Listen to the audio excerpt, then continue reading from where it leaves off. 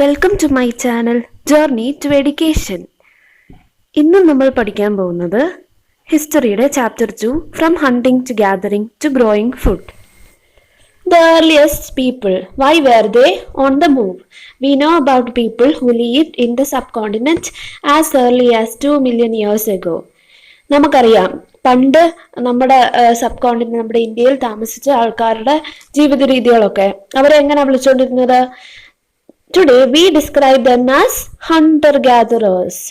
The name comes from the way in which they got their food. അവര് food തപ്പിക്കൊണ്ടുപോയ ആ രീതി, അതുകൊണ്ടാണ് അവർക്ക് ഹണ്ടർ ഗ്യാദറേഴ്സ് എന്ന് പറഞ്ഞ ആ പേര് കിട്ടിയത്. ജനറലി അവരാണെങ്കിൽ വൈൽഡ് ആനിമൽസിനെയൊക്കെ പോയി ഹണ്ട് ചെയ്യും. പിന്നെ ഫിഷും ബേർഡ്സും ഒക്കെ പോയി തപ്പിപ്പിടിച്ച് അവരെയൊക്കെ കൊന്ന് അങ്ങനെയൊക്കെ അവരുടെ ഫുഡ് കൺസ്യൂം ചെയ്തിരുന്നത്. പിന്നെ ഫ്രൂട്ട്സ്, റൂട്ട്സ്, നട്ട്സ് അതെല്ലാം പോയി ഗ്യാദർ ചെയ്യും. അതുകൊണ്ടാണ് അവരെ ഗ്യാദറേഴ്സ് എന്നും കൂടെ വിളിക്കുന്നത്. അപ്പം പഴയ ആൾക്കാർ അല്ലെങ്കിൽ 2 million years ago ജീവിച്ചിരുന്ന ആൾക്കാരെ നമ്മൾ ഹണ്ടർ ഗ്യാദറേഴ്സ് എന്ന് പറഞ്ഞാണ് വിളിക്കുന്നത്. Hunter gatherers moved from place to place. There are many reasons for this. അപ്പം ഇവരാണെങ്കിൽ ഓരോ സ്ഥലത്തു നിന്ന് മറ്റു സ്ഥലത്തിലോട്ട് ഇങ്ങനെ യാത്ര ചെയ്തുകൊണ്ടേയിരുന്നു. അപ്പൊ ഇതിന് കുറച്ച് റീസൺസ് ഉണ്ട്. അതെന്താണെന്ന് നമ്മൾ പഠിക്കാൻ പോകുന്നത്. ആദ്യത്തെ reason, if they had stayed at one place for a long time they would have eaten up all the available plant and animal resources. Therefore they would have had to go elsewhere in search of food. അപ്പൊ ഇതിന് കുറെ reasons ഉണ്ട്. അപ്പൊ ആദ്യത്തെ reason എന്ന് പറയുന്നത്, അവരൊരു സ്ഥലത്ത് തന്നെ കണ്ടിന്യൂസ് ആയിട്ട് താമസിക്കുവാണെങ്കിൽ അവിടുത്തെ റിസോഴ്സസ്, അവിടുത്തെ സാധനങ്ങളെല്ലാം തീർന്നു പോകും അല്ലെ. ഇവർ കുറെ നാളുകളായിട്ട് തന്നെ ആ സ്ഥലത്ത് തന്നെയാണ് നിൽക്കുന്നത്. അപ്പം അവിടുത്തെ പ്ലാന്റ്സും ആനിമൽസും എല്ലാം കുറഞ്ഞു വരും. അതിന്റെ പോപ്പുലേഷൻ കുറഞ്ഞു വരും. അപ്പൊ അവര് പിന്നെയും ഫുഡ് സെർച്ച് ചെയ്ത് വേറെ സ്ഥലത്തിൽ പോകേണ്ടി വരും. സെക്കൻഡ് റീസൺ എന്ന് പറയുന്നത്, animals move from place to place either in search of smaller prey or in the case of deer and wild cattle in search of grass and leaves. That is why those who hunted them had to follow their movements. Okay, രണ്ടാമത്തെ reason എന്ന് പറയുന്നത്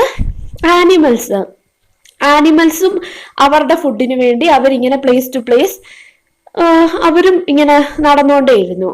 either അവരുടെ small പ്രേയ്ക്ക് വേണ്ടി ആയിരിക്കും, അല്ലെങ്കിൽ ഇപ്പൊ ഡിയറിന്റെയും അല്ലെങ്കിൽ കാറ്റിലിന്റെ ഒക്കെ കേസ് എടുക്കുവാണെങ്കിൽ അവര് ഗ്രാസും ലീവ്സും ഒക്കെ തേടി ഇങ്ങനെ നടന്നുകൊണ്ടേയിരുന്നു. അപ്പം ഈ ഹണ്ടേഴ്സ് ആണെങ്കിൽ ഈ ഡിയറിന്റെയും വൈൽഡ് കാറ്റിലിന്റെ ഒക്കെ പുറകിൽ ഇങ്ങനെ നടന്നു. അപ്പം അവർക്ക് ഫുഡ് കഴിക്കണമെങ്കിൽ അവരെ ഫോളോ ചെയ്യണം അല്ലേ. അങ്ങനെ തേർഡ് റീസൺ എന്ന് പറയുന്നത്, plants and trees bear fruit in different seasons.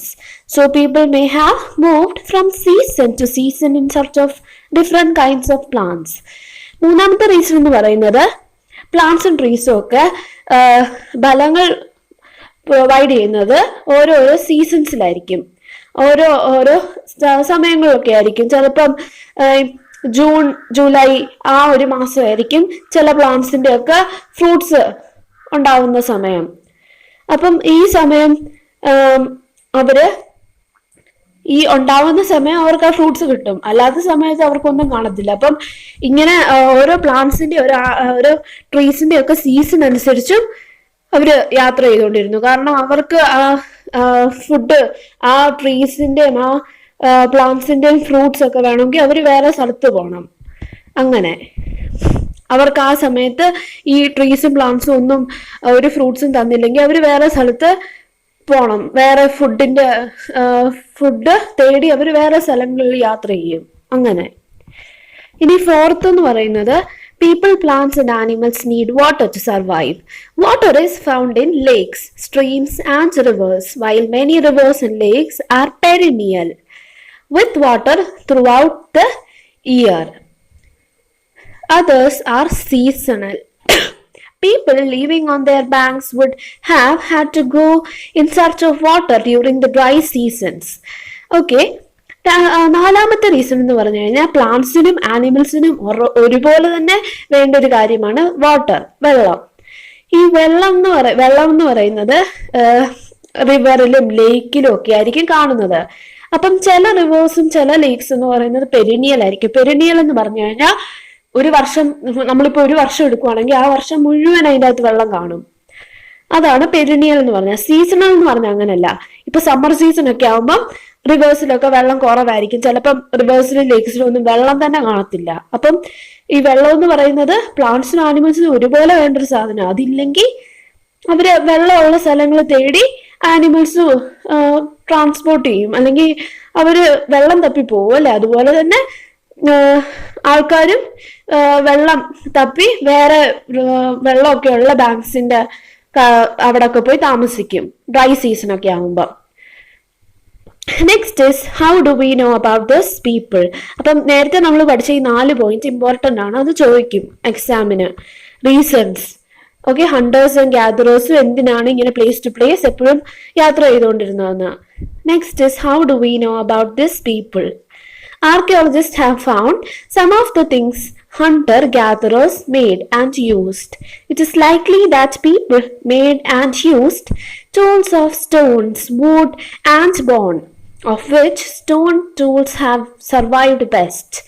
അപ്പം ഹണ്ടർ ഗ്യാദറേഴ്സ് അവരെന്തൊക്കെ സാധനങ്ങളാണ് ഉപയോഗിച്ചിരുന്നതെന്ന്. പൊതുവെ അവരുപയോഗിച്ചിരുന്ന സാധനങ്ങളെല്ലാം സ്റ്റോണും കൊണ്ടും പിന്നെ വുഡും ആനിമൽസിന്റെ ഒക്കെ ബോണും കൊണ്ടും ഒക്കെ ഉണ്ടാക്കിയ ടൂൾസ് ഒക്കെ ആയിരുന്നു. അതൊക്കെ ഒത്തിരി നാള് ലാസ്റ്റ് ചെയ്യും, അത് പെട്ടെന്നൊന്നും അഴുക്കായി പോകത്തില്ലല്ലോ. ഇപ്പൊ സ്റ്റോണിന്റെ ഒക്കെ ആണെങ്കിൽ എത്ര മില്യൺ ഇയേഴ്സ് ആണെന്ന് പറഞ്ഞാലും അത് അഴുക്കാവത്തില്ല. അപ്പൊ അങ്ങനെ ഈ ആർക്കിയോളജിസ്റ്റിന് ഇവരെ കുറിച്ച് പഠിക്കാൻ പറ്റി. Next is some of these stone tools were used to cut meat and bone. അപ്പം ഈ ടൂൾസിന്റെ ഒക്കെ ഷേപ്പും അതിന്റെ ഒരു ഉണ്ടാക്കിയിരിക്കുന്ന രീതിയും ഒക്കെ വെച്ച് ആർക്കിയോളജിസ്റ്റ് പഠിക്കാൻ തുടങ്ങി ഈ ടൂൾസ് ഒക്കെ എന്തിനാ ഉപയോഗിക്കുന്നതെന്നൊക്കെ. അപ്പൊ അങ്ങനെ അവർ പഠിച്ചു വന്നപ്പം അവർക്ക് മനസ്സിലായി ഈ ചില ടൂൾസ് ഒക്കെ ആണെങ്കിൽ ഈ മീറ്റും ഒക്കെ കട്ട് ചെയ്യാനായിട്ട് ഉപയോഗിച്ചിരുന്നു, മീറ്റും ബോണും ഒക്കെ കട്ട് ചെയ്യാനായിട്ട്. പിന്നെ scrape bark from trees and hides animal skins. ചില സ്റ്റോൺസിലുമൊക്കെ ആനിമൽ സ്കിൻസ് ഒക്കെ ഹൈഡ് ചെയ്ത് വെച്ചിട്ടുണ്ടായിരുന്നു. പിന്നെ ഫ്രൂട്ട്സ് ഒക്കെ കട്ട് ചെയ്യാനും റൂട്ട്സ് ഒക്കെ കട്ട് ചെയ്യാനും ഒക്കെ ഇവർ ഈ ടൂൾസ് ഉപയോഗിച്ചിരുന്നു. Some may have been attached to handles of bone or wood to make spears and arrows for hunting. Other tools were used to chop wood which was used as firewood. അപ്പം ഈ firewood, അതായത് അവര് cook ചെയ്യാനൊക്കെ അവർക്ക് cook ചെയ്യാനൊക്കെ would വേണം. അപ്പൊ ആ ഒരു ഷേപ്പിലൊക്കെ വുഡ് കട്ട് ചെയ്തെടുക്കാനായിട്ട് അവര് ടൂൾസ് ഒക്കെ ഉണ്ടാക്കിയിരുന്നു. അങ്ങനെ പിന്നെ ഹണ്ടിങ്ങിന് പോകാൻ നേരത്തെ സ്പിയേഴ്സ് ആൻഡ് ആരോസ് അവർക്ക് ആ ടൂൾസ് നമ്മൾ കണ്ടിട്ടുണ്ടല്ലോ, അതൊക്കെ വേണം. അങ്ങനെ പിന്നെ wood was also use to make huts and tools. അപ്പൊ കുഞ്ഞു കുഞ്ഞു താമസ സ്ഥലങ്ങളും ഒക്കെ ഉണ്ടാക്കാനും അവര് ഈ വുഡൊക്കെ ഉപയോഗിച്ചിരുന്നു. പിന്നെ സർട്ടൈൻ ടൂൾസ് ഒക്കെ ഉപയോഗിക്കാനും. അപ്പം ഇവിടെ നമുക്കൊരു കാര്യം കാണാം. Stone tools may also have been used for digging the ground. അപ്പം ഇങ്ങനത്തെ ഒരു സ്റ്റോൺ, ഇങ്ങനത്തെ ഒരു ഷേപ്പ് ആ സ്റ്റോൺ ആക്കിയിട്ട് അവര് ഇതും കൊണ്ട് ഗ്രൗണ്ട്, അതായത് മണ്ണ് ഡിഗ് ചെയ്യാൻ നോക്കും, അവര് കുഴിക്കാൻ നോക്കും. അങ്ങനെ പിന്നെ ചിലതൊക്കെ സ്റ്റിച്ചിങ്, ക്ലോത്ത്സ് ഒക്കെ സ്റ്റിച്ച് ചെയ്യാൻ, ആനിമൽ സ്കിന്നും കൊണ്ട് ക്ലോത്ത്സ് സ്റ്റിച്ച് ചെയ്യാനും ഉപയോഗിച്ചിട്ടുണ്ട് ഇത്. Okay, next is choosing a place to live in. അപ്പൊ ഇവരെങ്ങനെ ഓരോ സ്ഥലങ്ങൾ കണ്ടുപിടിച്ചത്, അവർക്ക് താമസിക്കാനുള്ള സ്ഥലം, അവരെ ഏതൊക്കെ ഫാക്ടേഴ്സ് വെച്ചാണ് ഒരു സ്ഥലം ചൂസ് ചെയ്തത് താമസിക്കാൻ. അപ്പൊ അതാണ് നമ്മൾ ഇനി പഠിക്കാൻ പോകുന്നത്. Look at map 2 below. Okay, all the places marked with red triangles are sites from which archaeologists have found evidences of hunter-gatherers. Bimbetka, Hunstiki, Karnool caves. Okay, ഇതിനകത്ത് ചില പ്ലേസസേ കാണിച്ചിട്ടുള്ളൂ, പക്ഷെ ഇതിലും കൂടുതലുണ്ട്. 3 സ്ഥലങ്ങൾ മാത്രമല്ല ഹണ്ടറും ഗ്യാദേഴ്സും ഒക്കെ ജീവിച്ചിരുന്നത്, വേറെ കുറെ സ്ഥലങ്ങളുണ്ട്. പക്ഷെ ഇപ്പം ഇതിൻ്റെ അകത്ത് നിങ്ങൾക്ക് ലിമിറ്റഡ് റിസോഴ്സസ് ആയതുകൊണ്ട് നിങ്ങൾക്ക് ഇത്രേ കാണിച്ചിട്ടുള്ളൂ. Next is Only some are shown on the map. Many sites were located near sources of water such as rivers and lakes. റിവേഴ്സിന്റെയും ലേക്സിന്റെയും ഒക്കെ, കാരണം വെള്ളം എന്ന് പറയുന്നത് ആനിമൽസിനും പ്ലാന്റ്സിനും ഒരുപോലെ വേണ്ട ഒരു സാധനം. അവർക്ക് ക്രോപ്പ് ഒക്കെ വളർത്തണമെങ്കിലും അവർക്ക് കൾട്ടിവേഷൻ നടത്തണമെങ്കിലും അഗ്രികൾച്ചർ ഒക്കെ സ്റ്റാർട്ട് ചെയ്യണമെന്നുണ്ടെങ്കിൽ വെള്ളം വേണം. അപ്പൊ മനുഷ്യരെല്ലാം വെള്ളം, അതായത് ബാങ്ക്സ്, റിവേഴ്സിന്റെ ഒക്കെ ബാങ്ക്സിലാണ് പൊതുവെ ഒരു പോപ്പുലേഷൻ കാണപ്പെട്ടുകൊണ്ടിരുന്നത്. Next is, as stone tools were important, people tried to find place where good quality stones was easily available. അപ്പൊ നമ്മൾ നേരത്തെ പഠിച്ച സ്റ്റോണും കൊണ്ട് കുറെ ടൂൾസ് അവർ ഉണ്ടാക്കിയിരുന്നല്ലേ. അപ്പൊ ഈ ടൂൾസ് ഒക്കെ ഉണ്ടാക്കണമെങ്കിൽ നല്ല ക്വാളിറ്റിയിലെ സ്റ്റോൺ വേണം. അപ്പൊ ഈ നല്ല ക്വാളിറ്റിയിലെ സ്റ്റോൺ തപ്പിയും അവര് ഇങ്ങനെ നടന്നിരുന്നു. നമ്മൾ നേരത്തെ കണ്ട ബിംബേദ്ക നമ്മൾ മാപ്പിൽ കണ്ടില്ലായിരുന്നോ? ഹണ്ടറും ഗ്യാദറേഴ്സും ജീവിച്ചിരുന്ന ഒരു സ്ഥലമാണെന്ന് പറഞ്ഞു. ഈ ബിംബേദ്ക എന്ന് പറയുന്നത് മധ്യപ്രദേശിലെ ഒരു സ്ഥലമാണ്. This is an old site with caves and rock shelters. People choose this because they provide shelter from the rain, heat and wind. അപ്പം കേവ്സിലും റോക്കിലും ഒക്കെ ആണെങ്കിൽ പുറത്ത് എത്ര ചൂടാണെങ്കിലും അല്ലെങ്കിൽ എത്ര തണുപ്പാണെങ്കിലും അവർക്കൊരു നോർമൽ ടെമ്പറേച്ചറിൽ ജീവിക്കാൻ പറ്റും. അവര് റെയിനിൽ നിന്നും ഹീറ്റിൽ നിന്നും വിൻഡിൽ നിന്നും എല്ലാം അവരെ പ്രൊട്ടക്ട് ചെയ്യും. അതുകൊണ്ടാണ് അവര് ഈ കേവും റോക്ക് ഷെൽട്ടേഴ്സും ഒക്കെ ചൂസ് ചെയ്തത്. This rock shelters are close to the Narmada valley. Can you think of why people choose to live here? അപ്പം നമ്മൾ പറഞ്ഞല്ലേ നേരത്തെ, വെള്ളം എന്ന് പറയുന്നത് ഒരു ഇമ്പോർട്ടൻ്റ് ആയിട്ടുള്ള ഒരു ഫാക്ടർ ആയിരുന്നു. അവർക്ക് താമസിക്കാൻ വേണ്ട ഒരു കാര്യമായിരുന്നു. അപ്പൊ ഈ നർമ്മദ റിവറിന്റെ ഒക്കെ അടുത്താണ് ഇവര് പോയി താമസിച്ചിരുന്നത്. Next is rock paintings and what they tell us. A painting from a rock shelter describes the painting.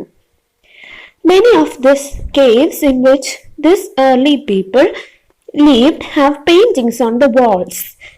Some of the best examples are from Madhya Pradesh and southern Uttar Pradesh. These paintings show wild animals drawn with great accuracy and skills. അപ്പം ഇവര് കേവ്സിന്റെ ഒക്കെ walls, മതിലുകളിലൊക്കെ ആണെങ്കിൽ ഇവര് വരച്ചിരുന്നു. അപ്പം നമുക്ക് മധ്യപ്രദേശിലും southern ഉത്തർപ്രദേശിലും ഇതിന്റെ നല്ല കുറെ എക്സാമ്പിൾസ് കാണാൻ പറ്റും. Paintings which shows the wild animals. അപ്പൊ വൈൽഡ് ആനിമൽസിനെയും ഒക്കെ നന്നായിട്ട്, അതായത് ഭയങ്കര അക്വറൈറ്റ് ആയിട്ട് അവര് വരച്ചിരുന്നു. കണ്ടു, ഇവിടെ നമുക്ക് കാണാം കുറെ കളേഴ്സ് ഒക്കെ ഉപയോഗിച്ചിരിക്കുന്നു. ഇതൊക്കെ നാച്ചുറൽ കളേഴ്സ് ആണ്, അതുകൊണ്ട് തന്നെ അത് ഫെയ്ഡ് ആയിട്ടുണ്ട്. Sites are places where the remains of things were found. Things like tools, pots, buildings, etc. Sites എന്ന് പറഞ്ഞാൽ ഈ ടൂൾസ്, പോട്ട്സ്, അല്ലെങ്കിൽ അവരുണ്ടാക്കിയ ബിൽഡിങ്സ്, ചെറിയ ചെറിയ ഹട്ട്സ് ഒക്കെ ഇല്ലേ, അതിൻ്റെയൊക്കെ അവശിഷ്ടങ്ങൾ കണ്ട സ്ഥലങ്ങളെയാണ് സൈറ്റ്സ് എന്ന് പറഞ്ഞത്. ഈ സൈറ്റ്സ് എന്ന് പറഞ്ഞു കഴിഞ്ഞാൽ ചിലപ്പം ആൾക്കാര് യൂസ് ചെയ്ത് കഴിഞ്ഞിട്ട് അവര് ഒരു സ്ഥലം ഉണ്ടാക്കും ഇങ്ങനെ അവശിഷ്ടങ്ങളും ഒക്കെ ഇടാനായിട്ട്. അത് കഴിഞ്ഞ് അവര് അത് ഉപയോഗിച്ച് കഴിഞ്ഞിട്ട് അവിടെ തന്നെ അങ്ങനെ ഇട്ടിട്ട് പോകും. ഈ സൈറ്റ്സ് എന്ന് പറഞ്ഞാൽ ചിലപ്പം എർത്തിന്റെ സർഫസിൽ തന്നെ ആയിരിക്കും, അല്ലെങ്കിൽ ചിലപ്പോൾ കുഴിച്ചിട്ടിരിക്കുമായിരിക്കും, അല്ലെങ്കിൽ ചിലപ്പോൾ വെള്ളത്തിന്റെ അടിയിലൊക്കെ ആയിരിക്കും. Finding out about fire. Find the Kurnool caves on map 2. Traces of ashes were found here. Kurnool ഹിൽസിലാണ് നമ്മൾ ഫയറിന്റെ അല്ലെങ്കിൽ ഫയർ ഉപയോഗിച്ചിരുന്നു എന്നുള്ളൊരു ഇത് കിട്ടിയത്. അവിടെ നിന്നാണ്, കുർണൂൾ കേവ്സിൽ നിന്നാണ്. This suggests that people were familiar with the use of fire. അപ്പം ഇവിടെ കണ്ട ആഷിന്റെ കുറച്ച് ട്രേസസിൽ നിന്ന് നമുക്ക് മനസ്സിലായി പണ്ടത്തെ ആൾക്കാർ ഫയർ ഒക്കെ യൂസ് ചെയ്തിരുന്നു. ഈ ഫയർ എന്തിനു വേണമെങ്കിലും യൂസ് ചെയ്യാം അല്ലെ. ഓക്കെ, ചിലപ്പോൾ ഇതൊരു സോഴ്സ് ഓഫ് ലൈറ്റ്. ഓക്കെ, രാത്രിയൊക്കെ ആവുമ്പം ഒരു ലൈറ്റ്, ഒരു വെളിച്ചത്തിന് വേണ്ടിയായിരിക്കാം ഈ ഫയർ ഉപയോഗിച്ചിരുന്നത്. ചിലപ്പം മീറ്റ്, ആനിമൽസിനെയൊക്കെ കുക്ക് ചെയ്ത് മീറ്റൊക്കെ റോസ്റ്റ് ചെയ്ത് ഫുഡിന് വേണ്ടിയായിരിക്കാം ഈ ഫയർ ഉപയോഗിച്ചിരിക്കുന്നത്. അല്ലെങ്കിൽ പണ്ടത്തെ ആൾക്കാർ കേവ്സിലും ഫോറസ്റ്റിലും ഒക്കെയാണ് ജീവിച്ചിരുന്നത് അല്ലേ. അപ്പൊ അവര് ചിലപ്പോൾ ആനിമൽസിനെയൊക്കെ പേടിപ്പിക്കാനായിരിക്കാം ഇത് ഉപയോഗിച്ചിരുന്നത്. Names and dates. Archaeologists have given lengthy names for the time that we are studying. Okay, നമ്മളിപ്പോൾ പഠിക്കുന്ന കാര്യങ്ങൾക്ക് അല്ലെങ്കിൽ നമ്മളിപ്പോൾ പഠിച്ചുകൊണ്ടിരിക്കുന്ന ആ കാലഘട്ടത്തിനെ ആർക്കിയോളജിസ്റ്റ് പാലിയോളിത്തിക് എന്നാണ് വിളിച്ചിരുന്നത്. ഈ പാലിയോളിത്തിക് എന്ന് പറയുന്നത് ഒരു ഗ്രീക്ക് വേർഡിൽ നിന്നുണ്ടായ ഒരു വേർഡാണ്. പാലിയോ എന്ന് പറഞ്ഞാൽ ഓൾഡ്, ലിത്തോസ് എന്ന് പറഞ്ഞാൽ സ്റ്റോൺ.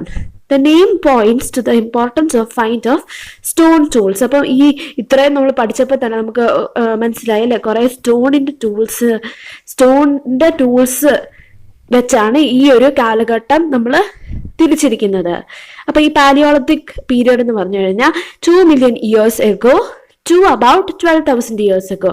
അപ്പൊ ഇപ്പോഴത്തെ സമയം വെച്ച് നോക്കുവാണെങ്കിൽ 2 million years ago തൊട്ട് 12,000 വർഷങ്ങൾക്ക് മുമ്പ്, അത്രയാണ് പാലിയോളിത്തിക് ഏജ് എന്ന് പറഞ്ഞാൽ. അപ്പം ഇത് ഒത്തിരി ഉണ്ടല്ലേ, ഇത് ഒരു വലിയൊരു കാലഘട്ടമാണ്. അപ്പം നമ്മൾ ഇതിനെ പിന്നെയും ഡിവൈഡ് ചെയ്തിട്ടുണ്ട്, lower, middle and upper Palaeolithic. Okay, ഈ ഇത്രയും സ്പാൻ ഓഫ് ടൈം എന്ന് പറയുന്നത് നമ്മുടെ 99% ഓഫ് ഹ്യൂമൻ ഹിസ്റ്ററിയെ കവർ ചെയ്യുന്നുണ്ട്. The period when we find environmental changes beginning about 12,000 years. അപ്പം ഈ എൻവയറമെന്റൽ ചേഞ്ചസ് ഒക്കെ ആദ്യം തുടങ്ങിയത് അല്ലെങ്കിൽ ആദ്യം കണ്ടുവന്നതെന്ന് പറഞ്ഞാൽ 12,000 വർഷങ്ങൾക്ക് മുമ്പായിരുന്നു. 10,000 വർഷങ്ങൾക്ക് മുമ്പ് മീസോലിത്തിക് എന്നാ പറഞ്ഞിരുന്നത്, അല്ലെങ്കിൽ ഒരു middle stone age. Stone tools were found during this period and they were very tiny. അതിനെ വിളിച്ചിരുന്നത് മൈക്രോലിത്സ് എന്നാ. ആ ടൈനി ടൂൾസിനെ ഒക്കെ വിളിച്ചിരുന്നത് മൈക്രോലിത്സ് എന്നാ. മൈക്രോലിത്സ് എന്ന് പറഞ്ഞു കഴിഞ്ഞാൽ ഈ ബോണിന്റെ ഒക്കെ മൈക്രോലിത്സ്, ആ ടൂൾസിന്റെ ഒക്കെ ഹാൻഡിൽ എന്ന് പറഞ്ഞാൽ ബോൺ ആയിരിക്കും. ഓക്കെ, ഇതെന്ന് പറഞ്ഞാൽ ടൈനി ആയിരിക്കും. നമ്മൾ നേരത്തെ പഠിച്ചല്ലേ, ഒരു വലിയ സ്റ്റോണൊക്കെ മണ്ണ് ഡിഗ് ചെയ്യാനൊക്കെ ഉപയോഗിച്ചിരുന്നത് അല്ലേ. പക്ഷെ ഇത് അങ്ങനല്ല, ഇത് ചൈനീ ടൂൾസാ. നെക്സ്റ്റ് സ്റ്റേജ്, അതായത് 10,000 വർഷങ്ങൾക്ക് മുമ്പ് നമ്മൾ വിളിക്കുന്നതാണ് Neolithic. Okay, next is a changing environment. Around 12,000 years ago, there were major changes in the climate of the world. അപ്പൊ നമ്മൾ പഠിച്ചല്ലേ, നമ്മൾ ഇവിടെ പറഞ്ഞായിരുന്നു 12,000 വർഷങ്ങൾക്ക് മുമ്പ് എൻവയറമെന്റൽ ചേഞ്ചസ് തുടങ്ങിയെന്ന്. There were major changes in the climate of the world with a shift to relatively warm conditions. അപ്പം 12,000 വർഷങ്ങൾക്ക് മുമ്പ് കുറച്ചുകൂടി ഒരു കൂൾ അറ്റ്മോസ്ഫിയർ ആയിരുന്നു, പിന്നീട് അത് വാർമറായി. In many areas, this led to the development of grasslands. This in turn led to the increase in the number of deer, antelope, goat, sheep and cattle, that is, animals that survived on grass. പിന്നീട് ഈ grass എന്ന് പറഞ്ഞു കഴിഞ്ഞാൽ അവർക്ക് ഗ്രാസിനാണെങ്കിൽ water കുറച്ച് മതി അല്ലേ, അവർക്ക് വെള്ളം കുറച്ച് മതി. അപ്പൊ ഈ വാർമർ ആവുക എന്ന് പറഞ്ഞാൽ എന്തുവാ, വെള്ളം കുറഞ്ഞു വരുക, ഭൂമിയില് വാട്ടറിന്റെ അംശം കുറഞ്ഞു വരുക. അപ്പോൾ ഡിയർ, ആന്റിലപ്പ്, ഗോട്ട്, ഷിപ്പ് ഇതിന്റെയൊക്കെ നമ്പർ കൂടി വന്നു. കാരണം എന്താ, ഈ ആനിമൽസ് ഒക്കെ ഗ്രാസ് തിന്നാ ജീവിച്ചുകൊണ്ടിരുന്നത്. Those who hunted these animals now followed them. അപ്പൊ ഈ ആനിമൽസിനെ ഹണ്ട് ചെയ്ത് ജീവിച്ചിരുന്ന ആൾക്കാരൊക്കെ ആണെങ്കിൽ ഇപ്പം ഇവരുടെ പുറകിലായി. Learning about their food habits and their breeding seasons, it is likely that this helped people to start thinking about herding and rearing. അപ്പം ഈ ഡിയറിന്റെയും ഷീപ്പിന്റെ ഒക്കെ നമ്പർ ഇങ്ങനെ കൂടി വന്നപ്പം ആൾക്കാർ പതുക്കെ ഇതിനെ ഹേർഡ് ചെയ്യാനും റെയർ ചെയ്യാനും ഒക്കെ തുടങ്ങി. അവരതിനെ വളർത്താൻ തുടങ്ങി. അങ്ങനെ അവർ ഒരു കോൺസ്റ്റന്റ് പ്ലേസിൽ ജീവിക്കാനും തുടങ്ങി. ഫിഷിങ് അങ്ങനെ കുറച്ച് കഴിഞ്ഞപ്പോൾ ഫിഷിങ്ങും ഒരു ഇമ്പോർട്ടൻ്റ് ആയിട്ടുള്ള ഒരു കാര്യമായിട്ട് മാറി. The beginning of farming and herding. This was also a time when several grain-bearing grasses, including wheat, barley, and rice, grew naturally in different parts of the subcontinent. അപ്പോൾ വീറ്റ്, ബാർലി, റൈസ് ഒക്കെ ആണെങ്കിൽ ആൾക്കാർ ഒന്നും ചെയ്യാതെ തന്നെ കുറെ സ്ഥലങ്ങളിൽ, ഇന്ത്യയുടെ കുറെ സ്ഥലങ്ങളിലായിട്ട് വളരാൻ തുടങ്ങി. Men, women, and children probably collected these grains as food. അപ്പം ഈ ബാർലിയുടെയും വീറ്റിന്റെയും റൈസിന്റെയും ഒക്കെ വളർന്നു വന്ന ആ ഗ്രെയിൻസ് ഒക്കെ അവര് പതുക്കെ പതുക്കെ ഫുഡായിട്ട് യൂസ് ചെയ്യാൻ തുടങ്ങി. അവര് പതുക്കെ പതുക്കെ അതെങ്ങനെ വളർത്തണം, അതെങ്ങനെ റൈപ്പൺ ചെയ്യണം എന്നൊക്കെ പഠിച്ചു തുടങ്ങി. This may have led them to think about growing plants on their own. In this way, people becomes farmers. അപ്പൊ എങ്ങനെ ആൾക്കാർ ഫാമേഴ്സ് ആയത്? ഓക്കെ, അവര് പതുക്കെ പതുക്കെ പ്ലാന്റ്സിനെയൊക്കെ വളർത്താനും അവരുടെ അത് എങ്ങനെ വളർത്തേണ്ടതെന്നും അതെല്ലാം പഠിച്ചു വന്നു. People could also attract and then tame animals by leaving food for them near their shelters. പതുക്കെ പതുക്കെ ആനിമൽസുമായിട്ട് ആൾക്കാർ അട്രാക്ട് ചെയ്യാൻ തുടങ്ങി, അല്ലെങ്കിൽ അവരോട് കുറച്ചുകൂടെ ക്ലോസ് ആവാൻ തുടങ്ങി. അവർക്ക് ഷെൽട്ടർ പ്രൊവൈഡ് ചെയ്തും അവർക്ക് ഫുഡൊക്കെ കൊടുത്തുമൊക്കെ അങ്ങനെ അവർ പതുക്കെ പതുക്കെ ഇച്ചിരൂടെ ക്ലോസ് ആയിട്ട് ഇടപെടാൻ തുടങ്ങി.